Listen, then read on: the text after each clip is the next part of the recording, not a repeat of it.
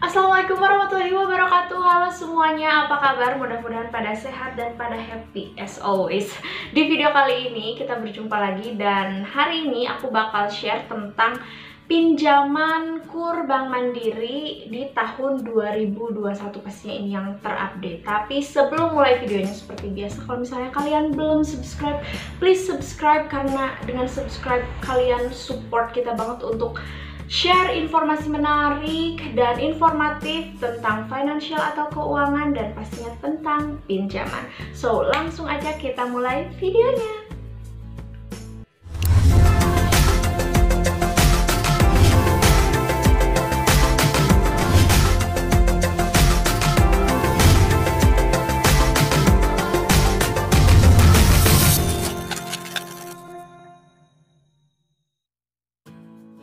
Oke, sebelum kita bahas lebih lanjut ke persyaratan dan lain sebagainya, kita harus tahu dulu jenis-jenis KUR yang ditawarkan oleh Bank Mandiri. Ada 4 jenis. Yang pertama, KUR Mikro Bank Mandiri, yang mana limit kredit maksimalnya itu sampai 25 juta dan jangka waktu pelunasannya itu mencapai 2 tahun atau 24 bulan.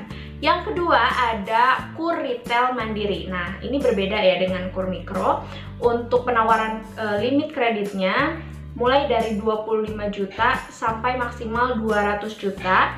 Adapun untuk jangka pelunasannya itu maksimal 3 tahun atau 36 bulan untuk kredit modal kerja dan 5 tahun untuk kredit investasi. Nah, yang ketiga ada KUR Penempatan TKI. Seperti namanya, KUR ini diperuntukkan untuk kalian yang ingin bekerja di luar negeri, seperti itu. Untuk limit kredit maksimalnya 25 juta dan waktu pelunasannya maksimal 1 tahun atau 12 bulan. Yang terakhir ini ada KUR khusus dari Bank Mandiri. Untuk KUR khusus ini biasanya diperuntukkan untuk kelompok tani, seperti itu, dan limit kreditnya mulai dari 25 juta sampai 500 juta rupiah. Nah, berbicara pinjaman, pasti kalian juga harus tahu berapa besar suku bunganya. Untuk suku bunga KUR Bank Mandiri ini adalah 6% yang efektif per tahun, seperti itu. Dan apa sih syarat untuk pengajuannya? Ada beberapa dokumen yang harus kalian penuhi apabila ingin mengajukan KUR di Bank Mandiri. Yang pertama, fotokopi KTP suami dan istri ataupun fotokopi kartu keluarga, kemudian memiliki NPWP, pas foto suami istri dengan ukuran 4x6, kemudian fotokopi surat nikah atau surat cerai, melampirkan surat izin usaha atau keterangan usaha yang valid, bisa dari kelurahan, seperti itu. Kemudian yang terakhir, jaminan berupa aset seperti BPKB, surat tanah atau sertifikat bangunan, seperti itu. Oke, teman-teman semua, setelah tadi aku jelasin tentang syarat dan dokumen yang harus kalian penuhi untuk mengajukan KUR di Bank Mandiri, sekarang aku bakal kasih tahu kalian cara pengajuannya. Yang pertama, kalian harus melengkapi segala syarat dan dokumen yang diminta. Yang kedua, kalian langsung aja datang ke kantor Bank Mandiri terdekat yang ada di daerah kalian. Setelah nanti kalian sampai di kantor, biasanya kalian akan diminta untuk mengisi formulir pengajuan KUR. Nah, setelah itu kalian serahkanlah segala formulir dan dokumen yang diminta. Setelah itu biasanya pihak bank akan melakukan survei ke tempat usaha kalian atau ke rumah kalian, dan setelah dilakukan survei nanti pihak bank akan memutuskan apakah kalian verified atau kalian approve, diterima untuk mendapatkan KUR dari Bank Mandiri atau tidak, seperti itu.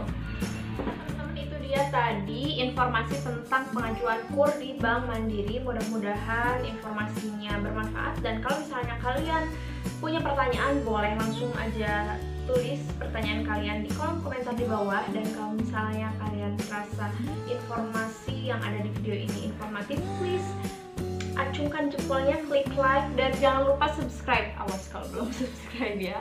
Oke, segitu aja video dari aku. Terima kasih sudah menonton, dan stay safe, stay healthy. Bye bye.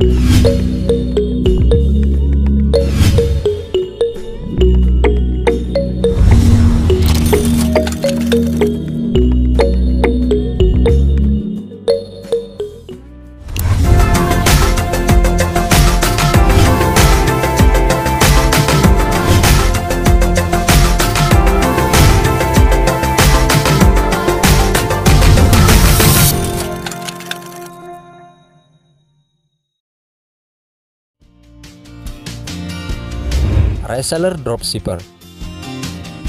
Selanjutnya, kamu bisa menjadikan peluang usaha baru ini sebagai ide dalam merintis bisnis di tahun 2021 nanti. Ya, menjadi reseller atau menjalankan bisnis dropshipper menjadi marak dilakukan saat ini. Apalagi dengan perkembangannya bisnis online selama pandemi ini. Kalau kamu merupakan seorang pemula dalam menjalankan bisnis, reseller atau dropshipper sangat direkomendasikan. Pasalnya, dua bisnis ini dinilai memiliki modal yang sangat kecil.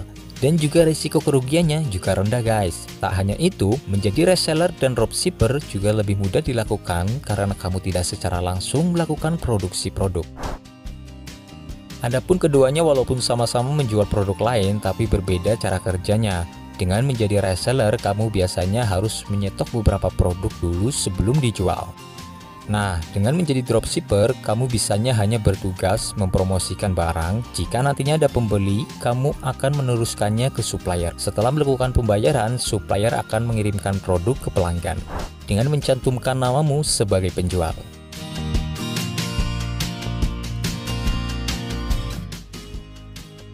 Nah, itulah peluang usaha baru untuk tahun 2021 yang bisa kamu pilih untuk kemudian menjadi ide bisnis untuk diterapkan. Perlu diingat bahwa dalam menjalankan bisnis, kamu memerlukan modal usaha yang sangat cukup.